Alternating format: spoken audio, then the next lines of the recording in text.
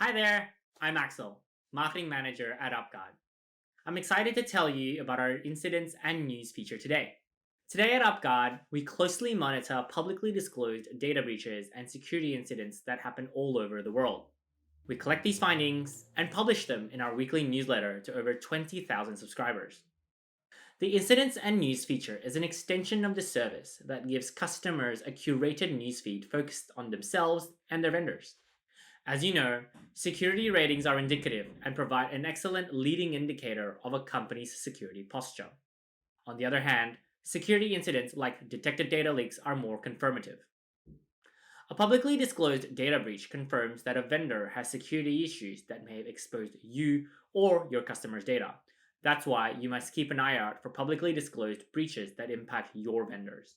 UpGuard's Incidents and News feature provides customers with a searchable, reverse chronological feed of publicly disclosed security incidents and relevant news. This complements UpGuard's security ratings, security questionnaires, and risk assessment features. Together, these features make UpGuard one of the most comprehensive vendor risk management platforms in the world. Let me show you how the Incidents and News feature works. The feed is broken down into individual items with a date, severity, type, impacted company, summary, and other related companies. I can use these three tabs to look at a specific category of events. Incidents will show me reported data breaches, outages due to adversarial actions, ransomware, data exposures, and natural disasters that affect service availability or quality.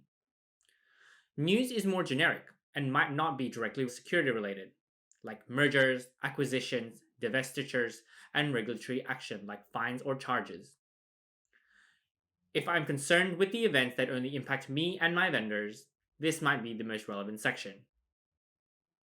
I can also filter the feed by companies, time, threat actor, location, or data exposed.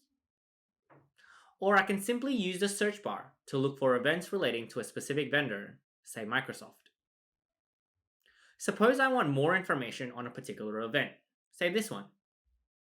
In that case, I can click on the row to bring up the additional details, such as the number of records exposed, the cost, types of data exposed, threat actors, related articles, and more. Something worth noting here is that the severity of an incident is assessed based on the impact to the company and entities that have shared data with a vendor reported in publicly disclosed data breaches. For example, a complete data breach at a small law firm that my company uses would be of major concern to me, while its significance to the world at large would be minimal. Conversely, a massive collection of scraped Facebook data is considered headline news, but likely requires no incident response from my company and would be considered a lower severity incident relative to my organization. When a breach impacts multiple companies, they will be linked as related companies. These relationships are used to model cases like the Excellion or SolarWinds breaches, where intrusion at one company has resulted in data loss for other companies. I hope you have enjoyed this walkthrough of our new Incidents and News feature. This feature is now available to all UpGuard customers. Thanks for watching.